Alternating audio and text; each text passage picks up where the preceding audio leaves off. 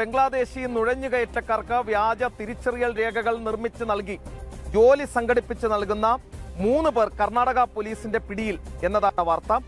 ഉത്തരേന്ത്യൻ സംസ്ഥാനങ്ങളിൽ നിന്ന് തൊഴിലാളികളെ എത്തിക്കുന്നതിന്റെ മറവിലാണ് ഇവർ ബംഗ്ലാദേശികളെയും ജോലിക്കായി മംഗളൂരുവിൽ എത്തിച്ചത്. അപ്പോൾ നമുക്കറിയാം, അവിടെ SIR നടപ്പാക്കുന്നതിനിടെ പുറത്തു വന്ന ചില വിവരങ്ങൾ, വിശദാംശങ്ങൾ ഉണ്ട്. അവിടെ ബംഗ്ലാദേശികൾക്ക് വ്യാപകമായി കോൺഗ്രസ് SIR ഉൾപ്പെടുത്തി, പട്ടികയിൽ ഉൾപ്പെടുത്തി അവരെ ഈ വോട്ടേഴ്സ് ലിസ്റ്റിൽ തിരികെ കയറ്റാൻ ശ്രമം നടത്തുന്നു എന്ന വാർത്ത അടുത്തിടെ വന്നിരുന്നു. അതിനിടയിലാണ് ഈ വ്യാജരേഖകൾ ഉണ്ടാക്കി കൊടുക്കുന്നവരെ പിടിച്ചത്. അപ്പോൾ എല്ലാ ഏജൻസികളുടെയും തെരഞ്ഞെടുപ്പ് കമ്മീഷന്റെയും ഒക്കെ ശ്രദ്ധ അവിടേക്ക് പതിയണം എന്നാണ് ഈ ഘട്ടത്തിൽ പറയാനുള്ളത്. വാർത്തയിലേക്ക്.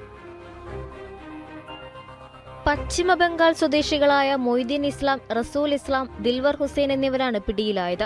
വ്യാജ തിരിച്ചറിയൽ രേഖകൾ നിർമ്മിച്ചു നൽകിയാണ് ഇവർ ബംഗ്ലാദേശി നുഴഞ്ഞു കയറ്റക്കാരെ ജോലിക്കായി മംഗളൂരുവിൽ എത്തിച്ചത്.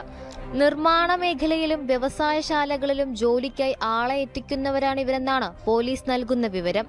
നേരത്തെ 20 ബംഗ്ലാദേശികളെ കർണാടകയിലെ വിവിധ ഭാഗങ്ങളിൽ നിന്ന് പോലീസ് കസ്റ്റഡിയിലെടുത്തിരുന്നു. ഇവരിൽ നിന്ന് ലഭിച്ച വിവരത്തിന്റെ അടിസ്ഥാനത്തിലാണ് പോലീസ് കൂടുതൽ അന്വേഷണം നടത്തിയത്. പശ്ചിമ ബംഗാൾ പോലീസുമായി ചേർന്ന് നടത്തിയ സംയുക്ത നീക്കത്തിലാണ് ഇവരെ പിടികൂടിയത്. മനുഷ്യക്കടത്ത് സംഘത്തിൽ കൂടുതൽ പേർ ഉൾപ്പെട്ടിട്ടുണ്ടോ എന്നത് സംബന്ധിച്ചും അന്വേഷണം നടക്കുകയാണ്. പിടിയിലായ ബംഗ്ലാദേശികളുടെ വിവരങ്ങൾ ഫോറിനേഴ്സ് റീജിയണൽ രജിസ്ട്രേഷൻ ഓഫീസിന് കൈമാറിയിട്ടുണ്ട്. ബംഗ്ലാദേശികളെ പിടികൂടിയതുമായി ബന്ധപ്പെട്ട് ഉത്തരേന്ത്യൻ സംസ്ഥാനങ്ങളിൽ നിന്ന് തൊഴിലാളികളെ എത്തിക്കുന്ന ഇടനിലക്കാരെ കേന്ദ്രീകരിച്ച് പോലീസ് അന്വേഷണം വ്യാപിപ്പിച്ചിട്ടുണ്ട്. ജനം, ഡൽഹി.